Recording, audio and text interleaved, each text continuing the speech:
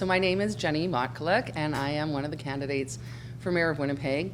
Some of you might know that I was also a candidate for Mayor of Winnipeg in 2018. I challenged Brian Bowman, and I'm actually very pleased to say that 76,554 Winnipeggers have already once voted for me. So I'm optimistic about how this campaign is going to turn out. We're talking about policy issues today, I think, and so what I'd like to do is just let you know that I have published a policy book. It's available on my website. I'll leave a copy of it here for you too. And this is everything that I would do if I became the Mayor of Winnipeg. And so what I think is nice about this is it tells Winnipeggers exactly what will happen if they elect me. And there's a couple of principles that this is based on, and I think it's important that I share them. First of all, this is the result of thousands of conversations that I had with Winnipeggers. So the ideas that are in here are not really mine. I'm a big believer in brazenly stealing good ideas from people that have them. So what's presented in here is not really my plan for Winnipeg so much as it is, I think, Winnipeg's plan for Winnipeg. And the principles that it's based on are two. One is that I don't believe that today now is the time to be raising taxes on Winnipeggers. Many families suffered severe economic devastation as a result of the lockdowns. So all of the proposals that I have can be done within the existing budget of the City of Winnipeg. And the second is that everything that I'm proposing to do can be done within the authority of the City of Winnipeg. And what I mean by that, you'll have heard from other candidates that they intend to ask the feds to do something, or they're going to ask another level of government to do something. And I believe that Winnipeggers know that the best time to do the right thing is today. And so everything that I'm proposing are things that we can do, whether or not senior governments agree with us. So that's sort of the summary. And I'm ready to dive into each of the policy areas that you'd like. We're going to start today with transit with Emma. Okay. First of all, I have follow-up questions for you, but I just wanted to ask you your general thoughts on the transit system and what you're intending to do with it. Sure. So my first general thought on the Winnipeg transit system is that it sucks. Okay, it's actually a disaster. Some of you may use transit. I have in my life. Right now, there's a couple of things that I'm aware of. One is that it's dangerous. It's dangerous for the transit riders. It's also dangerous for the transit operators. And I think that that's totally unacceptable. So restoring safety onto our Winnipeg transit system is a top priority for me. And I intend to do it in some practical ways. First is that I will be providing new radios for all of Winnipeg's transit buses. The radios that we have today are 40 years old, and what I've heard from transit drivers is that they don't always work. And so what we're doing is we're exposing our civic employees, which are the transit drivers, into potentially dangerous situations where they have no means of communication. So replacing those 40-year-old radios is a top priority for me. And in addition, I am a big believer in letting people do the job that they're supposed to do. So the Winnipeg Police Service has the mandate to provide public safety in the City of Winnipeg. And I believe that the City of Winnipeg includes the inside of a transit bus. So as Mayor of Winnipeg, I am going to eliminate the fare inspector, transit supervisor roles, because those individuals actually don't have any ability to provide public safety. And I'm going to take the savings from that plus a little bit more to provide a $1 million a year fund for dedicated transit police officers out of the Winnipeg Police Service. Thank you. In your pledges, you mentioned that you want to have more roads that make sense. Yeah. Can you elaborate on Yeah, I that? sure can. Thank you. There's two things to it. First of all, this is a continuation of the conversation we were having in 2018 about additional bus rapid transit investments. I don't believe in them, and I don't think that they're effective. I think that we've spent billions of dollars on something that hasn't really had a good effect on the transit system. I think the better way to go is to use the roads that we already have and reimagine the routes. Because today, taking the bus is not only dangerous, but it's also super inefficient. For anybody that has to travel across neighborhoods and not downtown, they'll know that taking the bus is very often like a lot longer than a car ride, right? For a lot of people that I've spoken to, a car ride that might take 10 minutes, they have to plan for more than an hour on the bus.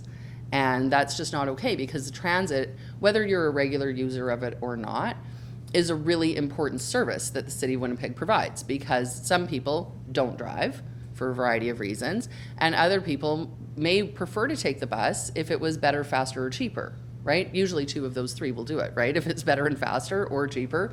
And so routes that make sense to me means that we should be having higher frequency service on routes where it doesn't take 90 minutes to get from Fort Garry to St. Vital, right? Because right now, to go from because we're a hub and spoke city, right now all the routes go through downtown. So if you want to go from St. Vital to Fort Garry, you go all the way downtown and all the way back out to Fort Garry. That's ridiculous, right? But there's another thing that I'm committed to this time around too, and I confess it's new information for me in 2022. But Winnipeg has some very large employers that are located at industrial parks, and there was one conversation in particular that really struck me. There's a company called Vita Health. They've been in Winnipeg for 90 years. They're one of Winnipeg's largest employers. They have 600 staff members, and they operate a 24-hour manufacturing facility. When I met with the management of that company and I asked them, what could the City of Winnipeg do to make you be more successful? They talked about employee recruitment as a big challenge. And you may have heard that. Lots of employers are saying that it's hard to find staff right now. And they are the ones that raise the issue of transit, because today none of their employees can take the bus to work in this industrial park. And they're not the only employer in we've got these big industrial parks. And what that means for employee recruitment is that they can only hire people that drive.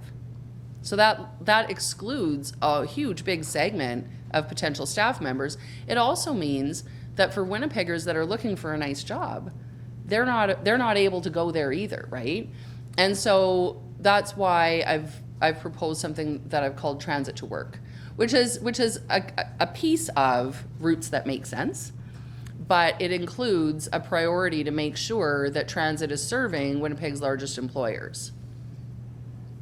Make sense? You're welcome. Yeah. Shall we move on to roads with Caleb? Let's. Yeah, thank you, Miss Motkaluk. I'm Caleb Dewick. I'm covering the issue of roads. First, I'd like to know your general thoughts on the issue, then I have some follow-up questions. Sure. Okay. So regarding roads, I mean, the City of Winnipeg does really, at its core, only two things. It collects money in the form of taxes, and then it spends that money to buy things like services and also capital projects like roads and bridges and other things, okay? And I don't think that we do either of those things very well for today, but in particular, the biggest issue is that we're a really bad customer, the City of Winnipeg, okay? We're really bad at buying stuff. We could be a lot better at it, and that's why I have the plank in my platform called Be a Better Customer. And what that really means is it means that we have to get better value for the money that we spend. You know, one of the criticisms that I have of the last administration is that we heard Mayor Bowman and Finance Chair Gillingham for many years talk about our record road budget. And they've talked to us about how they're spending record amounts of money on roads. But they never tell us that they bought record amounts of roads, just that they're spending more. And to me, I have a 13-year-old daughter, and to me what that sounds like is if Emily came home one day and said, good news, I spent a record amount of money on groceries, but I went to 7-Eleven. You have to be good at buying things. And there are some procurement policies that are very specific that would go a long way to changing the outcomes. You know, one of the other concerns that I have is that almost all the time when the City of Winnipeg gets involved in a capital project, and we can think about the police headquarters building, there's lots of examples of this. Whenever there's a cost overrun or a mistake made, it's always back on the taxpayer, right? All of these cost overruns, all the mistakes that get made, the risk is put back on the citizens of Winnipeg. And when you buy capital projects like that, that's a big part of the negotiation, is who's going to bear the risk. And I think that shifting that risk onto the suppliers is actually the thing that we need to do. Because if the builders of a road say, we're experts in this, then as a customer, I would say, good news. Then tell you what, you build the road. Tell me how much it's gonna cost. I'm gonna pay you that much money for it. And I want a warranty, and I want a guarantee, so that if something goes wrong, you get to pay, not the taxpayers. I mean, that's how I operate in my own life. I'm gonna go a little longer on this one because I think it's a really important issue. You know, by way of example, at our house a few years ago, we built a garage. Okay, now I'm not a builder. I don't know how to build things, but we hired this company to build a garage for us. And I was looking at the contract, and everybody loves to bill at what's called time and materials. It's their favorite way, right? Because it means that the payer is just gonna pay. And when we were negotiating it, I said, you know, I have a better idea. Why don't you just tell me how much it's gonna cost for the whole project? And they gave me a number. And I said, great, that's how much I'm gonna pay, and I want the whole project done. And if there's a mistake or something goes wrong, you have to fix it, not me. And because you're the experts, you're the ones that say that you know how to do it. And as it happened, they built the garage, and it's really nice, except that they really buggered up the siding. We did bricks on it, and they hired these brick people to come and do it, and they messed it all up, and it looked really crappy. And I called them up, and I said, you know what, your brickwork sucks, and I'm not gonna pay the bill. I'm not gonna finish paying the bill because the job's not done. And in the end, reputable company stood by their product, replaced the bricks, and did them the way that they were supposed to be done. And I didn't have to bear that risk. So shifting the burden of risk onto the supplier is actually a really, really important thing that we need to do. And there's a second piece to my platform in terms of procurement policies, and that is something called quality-based selection. So today, the city of Winnipeg uses a procurement policy called low bid, right? Which means they put out the tenders, and whoever has the lowest dollar amount gets the job. But they don't wonder who is the best company to do the job, who's got the best reputation, who's most qualified, who's got the right experience. And that's how we end up with all these cost overruns. So by implementing a technique called quality-based selection, which, by the way, is used in jurisdictions across North America, it's endorsed by the Association of Manitoba Municipalities, it's demonstrated its effectiveness for many, many years. By using something called quality-based selection, what we do is we actually award the jobs to the company that's best qualified for it, rather than the company that is, quote, cheapest, because anybody that's ever bought anything knows that cheapest isn't always the least expensive. Does that answer your question? Yes. And when you say you would look to other places for best practices on how to make roads last longer, do you have any specific places in mind? Yes, I do. You know, one of the things that we hear all the time is that because we're a winter city, we have to tolerate the fact that our roads are being ripped and replaced over and over and over again, right? We build a new road, and then the next year it's full of holes. But in my life, I have traveled to many winter cities, including Edmonton, including Calgary, including Fargo, North Dakota, right? There's lots of winter cities, and they have beautiful roads. So my question to them is, why are your roads so nice? And ours suck. What do we have to do differently? Maybe we should, as I said in my preamble, I'm a big believer in brazenly stealing good ideas. And that's what I mean by that. Right. And the estimated cost of your proposed extension of Chief Pegwith Trail is around $500 million. How do you plan to pay for it? I'm glad you asked. The Chief Pegwith West extension is a really important piece of infrastructure that we need in the city. There are two major projects, infrastructure projects, that I'm proposing. One is Chief Pegwith West, and the other is to service the land at Centerport. The reason that both of those are a priority for me is because both of those spur new tax revenue for the city, as opposed to raising taxes on people that are already here. They also both will spur new high-paying jobs. And I am a big believer in jobs and money. You guys are about to graduate, and I'm pretty sure that you're all starting to think about where you're going to work and how much money you're going to make. In Winnipeg today, I'm guessing that most of you are about 20 years old. In Winnipeg today, private sector paychecks have not gone up in 20 years, like in your whole life. That's disgusting, right? And that's why I have such a big focus on making those investments. So the estimates on Centreport are a lot more clear than on Chief Peguis, so I'll just mention it. Centreport is estimated to generate $80 million a year, every year, of brand new tax revenue for the city of Winnipeg, which is way more money than even the most socialist candidates for mayor are proposing to raise taxes by. So I believe we should just make money instead of taking money. And so to your question of how do you pay for it, you pay for it with new tax revenue that's generated because you built it. And so will there be a finance component? For sure there will be. But there are a lot of modern financial tools that we can use to do that. Thank you. You're welcome. Moving on to Rachel Firstel and active transportation.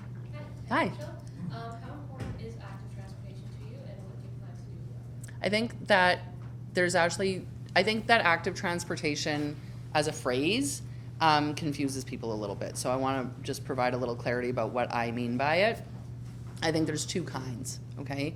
There's things like the beautiful trails that we see along Bishop Grandin or Chief Peguis or things like that, which are lovely and they're well used and they're a really good idea. And then there's the other piece of active transport where we talk about the bike lanes outside on Princess Street here, right? The ones where we've hacked up our exchange district, or we're limiting people's abilities to drive to and from their own homes on places like Churchill Drive, Scotia Street, and Wellington Crescent. So I put them in two different buckets, okay? And so what I will tell you is that the first bucket, which are the lovely active transport trails that we can build alongside existing infrastructure, I love them. I have a bike. I like to ride my bike. I have a daughter. We go out. We have a great time. I like to walk. Winnipeggers like to do that too. However, on the other side, these decisions to build these so-called bike lanes, especially the ones downtown, have been nothing but a disaster in my view. Because, first of all, the volume of cyclists that use them, it doesn't warrant the investment.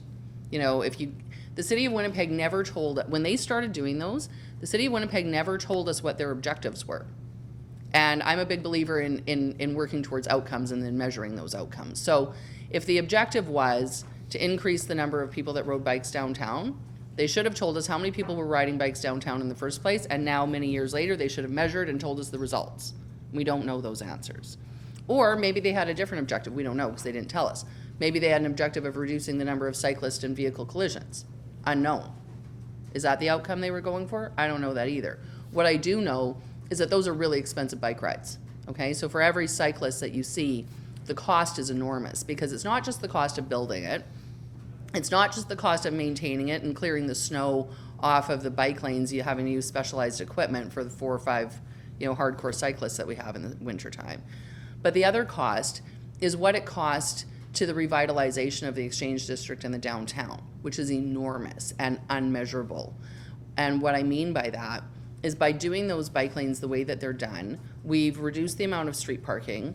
We have made it more difficult for customers to come to the shops that are here, meaning that the shopkeepers are less likely to be successful. And so to me, that second bucket of active transport corridors is a huge detriment to economic success of our downtown. So what do you say to Winnipeggers who do want more bike lanes in places like downtown, or who say they would bike more in the winter, or not in the winter if there were safer and more bike lanes in the city? Sure. As I said, I like the idea of a connected active transport corridor. I really do. I just think that the ones that we have done, particularly in the Exchange District, are a disaster and need to be rethought. Do you have any specific AT projects planned that don't include bike lanes?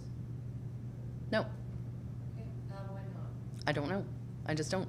Because I actually believe that the priority of this campaign is jobs and money. Okay, Yeah. that's all I have, thank you. Thank you. We're going to move on to homelessness and sort of pick up the social Yep. services aspect of things. But Shauna can't be here. I'm not sure if she's going to ask questions via Teams. Yeah. Oh, okay, great. Great. Hi, Shauna. Can you see me? You're a bit bigger here. there you are. Can you see me, Shauna? Hello, thank you for coming in to speak with us. So as James was saying, I am on the topic of homelessness, which is a huge priority for Winnipegers to address. In your pledges, you say the answer to homelessness is houses, but organizations such as Right to Housing Coalition and Homelessness say additional supports are needed. What additional supports do you plan on implementing, if any? Okay, so that's a good question. If it's okay, I'd like to just outline my homelessness strategy completely so that we have it all. First of all, I want you to know that the homeless crisis that we are suffering from in Winnipeg today is actually 30 years in the making. Like, this didn't happen overnight. When Glenn Murray was a councillor and then again as mayor, he very famously had an objective of what he called evicting the landlords. And I know some of the landlords that he successfully evicted and what that means. So there's a couple of facts that I'm aware of, actually 5. One is that there are about 1,100 homeless people in Winnipeg today. I know that private sector landlords, which is to say individuals who provide housing, provide the majority, overwhelming majority of affordable housing in Winnipeg today. It's not public housing, it's not big companies that provide it, it's individuals. And those individuals need to be supported because they do a really important job in the city of Winnipeg. Today, they're not supported. In addition, we have 780 vacant and derelict boarded up houses in Winnipeg right now. Those houses are a magnet for crime and gangs and arson. They cost the city taxpayer a lot of money, particularly in first responder calls, but they also drive down the property values and make life miserable for their neighbors. So those things are true.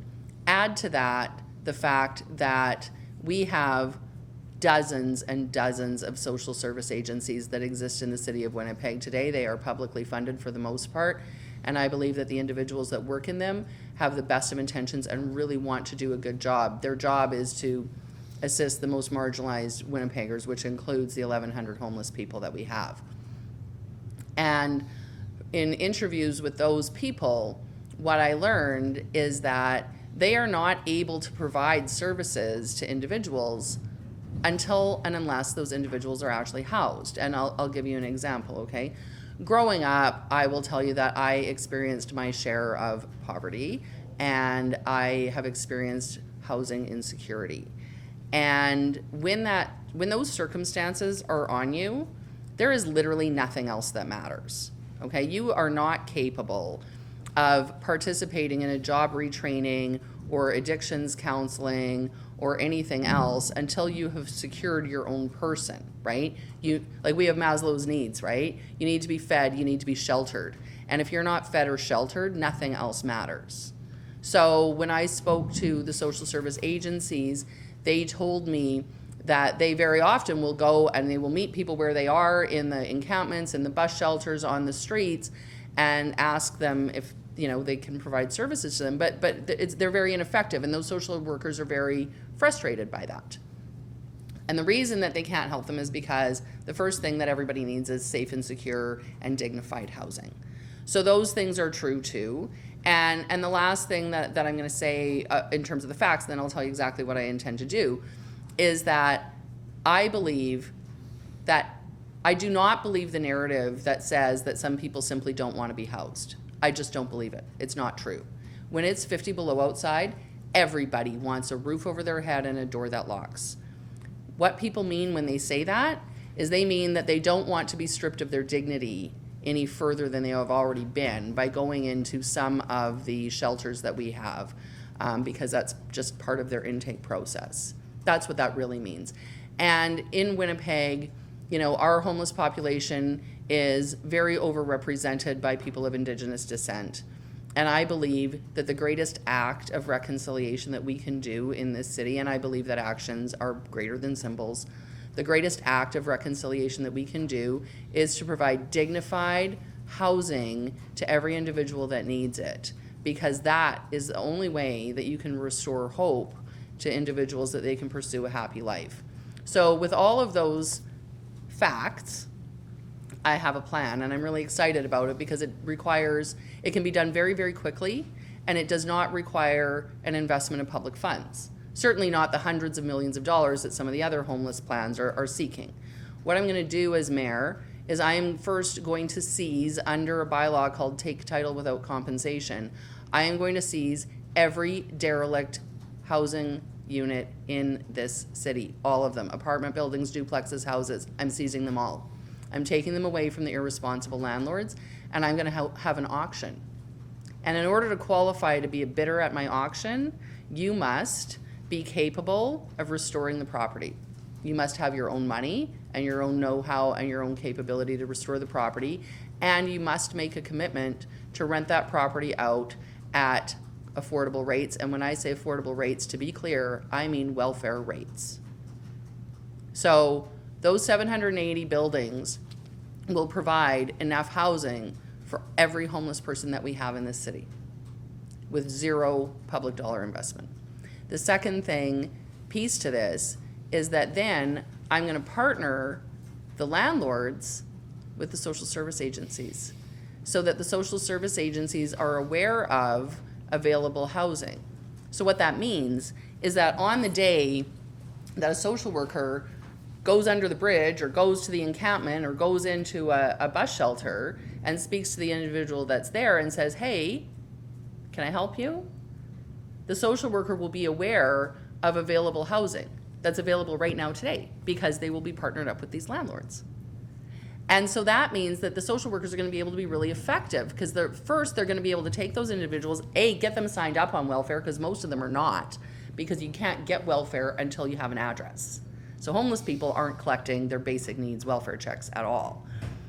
So step 1, sign them up on welfare. Step 2, bring them to their new home, right? And let them live in it. And once those people are secured, then the social worker knows where to find them again, which is really good, and can begin to work with them, providing all of the services that are already in existence in the city of Winnipeg to help those individuals move forward to a happy life. So that's the fundamental plan.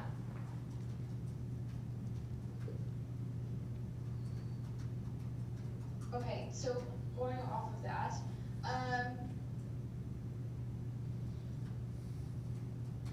sorry. It's okay. You pledged to develop the affordable housing registry. Is that what you were just speaking about? Yep. And what makes it different than HIFIS that End Homelessness is currently using? The difference is that my affordable housing registry is going to be a registry of available housing provided by private sector landlords. Today, the private sector landlords are not participating in these conversations. They are not part of the discussions at End Homelessness Winnipeg or any of the other central planning style solutions that we have. And just to be clear, when I say central planning, what I'm talking about is the thing that we learned from the Soviets doesn't work, okay?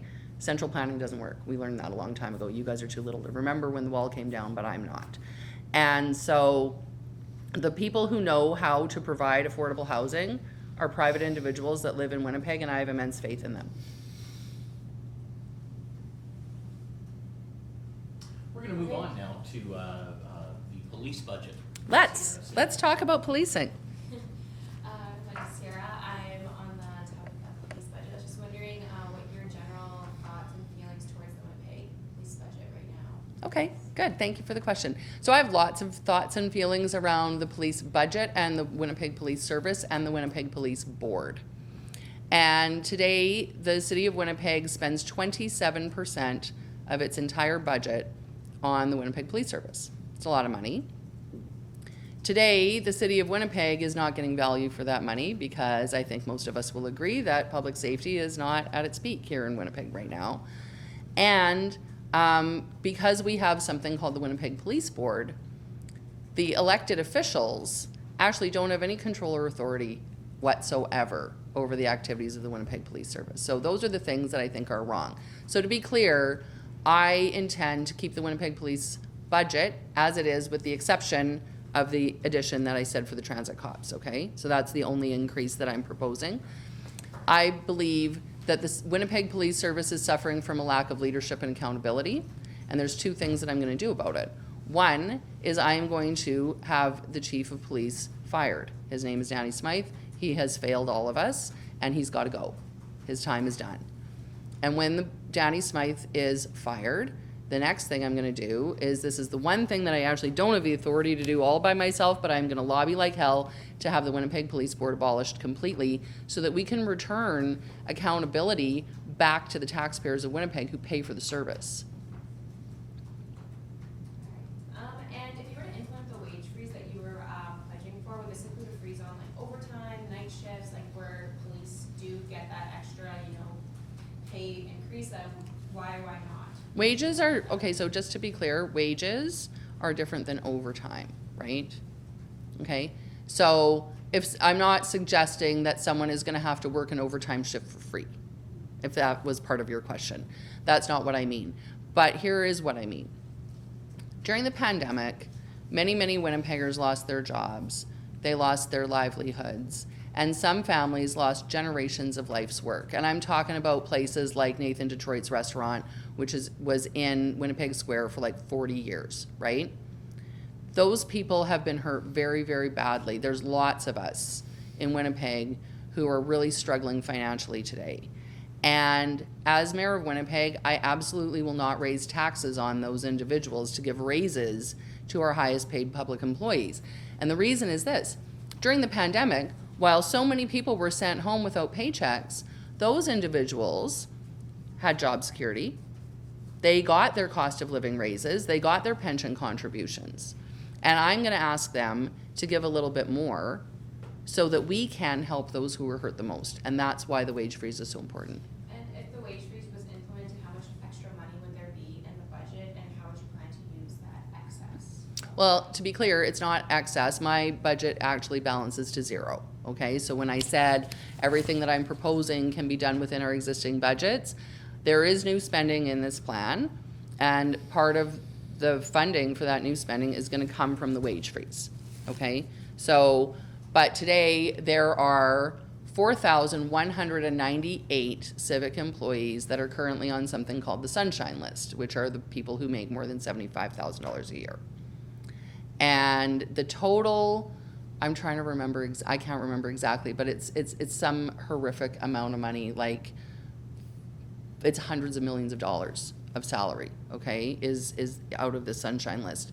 So when you apply, a cost of living increase, let's say 1% or 1.5% to that, you can do the math and you can see that there's substantial savings to be had for taxpayers.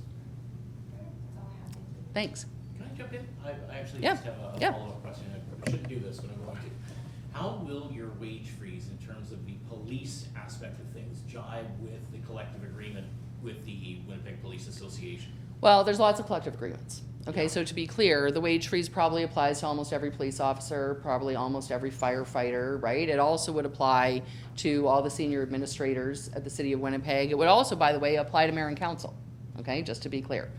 And city employees are governed by dozens of collective bargaining agreements, and I'm aware of that. I'm not in the business of ripping up existing agreements. I am a woman of principles, and I believe that we need to do the things that we said we would do. So, just to be clear. However, those collective bargaining agreements expire on a rolling basis. And as they expire, new negotiations are started. And everybody in the city of Winnipeg knows what my bargaining position will be every time a new collective bargaining agreement comes up. Does that answer your question? It does. Thanks. Moving on to our final topic, crime prevention. Fun. Hello. Hello. My name is Kalkiden. I'm going to be asking you a couple questions about crime prevention. So if I could just get your general thoughts on how you feel about crime prevention in the city of Winnipeg, how it's done, how you feel about it, and what are your plans? Thank you. So the first thing I'll tell you is that today we're really bad at it. Okay? I think there were new murder stats that came out the other day. And of course, Winnipeg is again on pace for another record year. But this one was particularly amazing because it calculated it per capita, like murders per capita in Canada's major cities. And Winnipeg is like 4 times its closest neighbor. Something like, I think it was like 6 or 7 almost per 100,000. And the next closest comparable was Regina at like around 2. It's amazing, okay? And over the summer, as we all know, we've had a horrific amount of violence in this city. And, you know, and it's not just violence, but there's property crimes and all kinds of things. My dad has recently started taking the bus because he's retired and he stopped driving. And it's been quite a drama for him to see it firsthand, the hostility that he feels sometimes and the lack of safety that he feels when he's on the bus. So what I can tell you today is that I believe that our Winnipeg Police Service is not as effective as it could be. I think that's just, I probably everybody agrees with that. What I also know is that until and unless the police board is abolished, mayor and council have absolutely no authority to direct the Winnipeg Police Service whatsoever. That's why it's so important to get rid of that police board, okay? And I have met with an awful lot of Winnipeg Police Service members, men and women who are very hardworking and very brave, and I admire them, and I think that the city of Winnipeg has an obligation to give them the tools they need to be effective at their job. So first and foremost is a leader that they trust, which is why I'm calling for the replacement of Danny Smythe.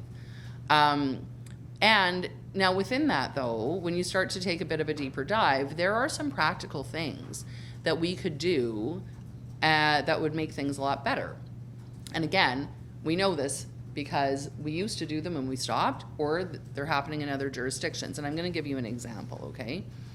This past winter, like in February of 2022, my dad was driving. This was the last time he drove. He was driving. He was carjacked by somebody with a knife. Okay, so my dad's 79 years old, and a bad guy came at him with a knife, stole the car, stole his wallet, stole his phone, everything, left him pretty shaken up, right? You can imagine. And so we called the police, and the police attended, which was really good because they don't always anymore, right? Because they're so run off their feet. The police attended and told us that the bad guy in question was someone that they knew. They knew this bad guy because he had just gotten out of jail and so was on probation. Now, you know, carjacking with a weapon, I'm going to suggest is going to be a breach of any probation conditions, right? So we thought that it would be no big deal because the police would go and find this guy and arrest him right away, right? And the days went on and the weeks went on, and the bad guy never got arrested. And we kept calling the police and saying, well, where, you know, what's going on? Are you going to go and pick this guy up? And they didn't for weeks. And the man finally did get arrested and put back in jail, but that was only after he beat up his own mother and she called 911 on him, and the police attended while he was still at the scene. So I asked people that I know, members of the Winnipeg Police Service, about that specific example, and I said, why would you have let that happen? Up until 2019, the city of Winnipeg had something called, it was a joint task force with the RCMP, colloquial called the warrant unit. And what it was RCMP and Winnipeg Police Service members who were dedicated to arresting people with outstanding warrants. Okay, so I think we can all agree that many of the crimes in this city get committed by the same people over and over again, right? So taking them to jail is a really great crime prevention technique. And up until 2019, there were dedicated police officers, as I said, from both the RCMP and the Winnipeg Police Service collaborating on this warrant unit. Chief Smythe disbanded that unit in 2019 over a petty argument that he had with the Provincial Department of Justice. And since then, we don't have that unit. And so what that means is that today there are no Winnipeg police officers whose job it is to go and arrest somebody that needs to be arrested.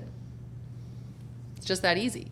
And instead what they do is they have all these officers put into this awful crucible of, you know, constantly chasing their tails, just responding to one call after another. And so the officers go to work and they're run off their feet, but they're never really able to be effective. And it's structural changes like that I know we can do within the Winnipeg Police Service to be more effective. And part of that, though, too, includes understanding the mental health and the health and safety concerns of our officers. Because as I said, it's a really difficult job. It's not one that I want, okay? And none of you are in policing, right? Why not? It's maybe because it's a hard job and it might suck, right? The Winnipeg Police did a member survey this year. They surveyed all of their officers and civilian staff. And the results of it were really nothing short of damning. The the Winnipeg Police Service today has huge levels of burnout. The officers are demotivated, and it's very hard to go to work when you're not given the tools and the support that you need. So for me, providing those tools and support is a really key component. So I'm talking about things like the Warrant Task Force. I'm also talking about replacing the chief of police. But in addition, even something as simple as providing the secure parking that the Winnipeg Police have been asking for 8 years. And that secure parking, by the way, costs the taxpayers of Winnipeg $0. The only reason they don't have it right now, again, petty arguments, right? And that's just not okay. So today we have officers that show up for their shifts. They go to work. They have to park unsecure in downtown Winnipeg. And then on their way home, they're often harassed by the very bad guy that they probably arrested earlier in the day who just got let out of jail, right? And the officers have experienced being followed to their cars. They've had their tires slashed and things like that. And all because there's some sort of petty disagreement. You know, supporting the employees of the citizens of Winnipeg is a really, really important thing that we need to do because it's not fair and it isn't right. And you mentioned that taking people who commit these crimes and these things to jail is a good crime prevention technique and stuff like that. But how important is tackling kind of the root issues of crime too and supporting these communities that Yeah. I'm really glad you asked because that's why the homeless strategy is so important, okay? Because today what we have is we have 1,000 or more people, hundreds of people that are living super marginalized lives, right? It's actually quite disgusting that in a country as rich as Canada and a city as rich as Winnipeg that we would allow any of our neighbors to live in third world abject squalor like we do. And by the way, it's less than a mile away from here, right? It's awful. And when people are marginalized and they are desperate, often they turn to criminal activity, right? This is property crimes and other things, right? We've had lots of reports of, as we said, crime within our transit system, inside the bus shelters and things like that. That's driven by desperation of the people that have nowhere else to go. And when we house all the people in Winnipeg that need it, I think that we're going to see a substantial decrease in that kind of crime as well. So addressing the root cause of crime, you know, the root cause of poverty is no money, and the root cause of homelessness is no house. So by creating a circumstance where we're driving up more jobs, more money, higher paychecks in Winnipeg, that is going to be lifting people out of poverty. The housing strategy is going to be providing the housing for the people that need it so that they can look forward to living a happy life. I think the greatest thing that needs to be restored to the individuals who are marginalized in the city today is their sense of hope for a happy future. That's all the time we have for today. I burned right. See, I told you I used too many words. Okay, Thanks. okay, no, thank you. Did we get through everything though? We've covered Oh, all 6 okay. topics. Perfect. Thank you for Yeah, joining us. super happy to do it. And thank you for your questions and your preparation. And I will tell you, better than a lot of the professionals in this town. I actually, so just as a side note, one of the things that we raised during this campaign is the fact that one of my opponents is currently in breach of something called the Canada Elections Act. And what that means is that Glenn Murray didn't file his returns for his 2020 run for the Green Party leadership. And Canada Elections Act is a federal law, right? So, you know, if you're a lawbreaker, if you're breaking the law, you're a lawbreaker. They've admitted to being in breach and seemingly don't seem to care, right? Interestingly, the media don't seem to care either. I did a press conference on it this summer, and I can tell you that one of the reporters, seasoned political reporter, actually, were you there when she did this? Yes. Actually said to me, what's the big deal? Like, why are you even making a big deal about this? Because if you're breaking the election laws, you're kind of thumbing your nose at the whole democratic process, A. And if we don't have election laws, then how are we going to change governments in this country? But 2, she said, like, isn't it just like a $300 fine? No, it's $50,000 fine and 5 years in jail. Like, it's a really serious issue, right? So, all to say, your research was very welcome. Thank you very much. Thank you, Jenny. Total pleasure. Thanks a lot. Thank you very See you much. again. I appreciate Okay, the bye, time. guys. Don't forget to vote. It's coming up next Wednesday.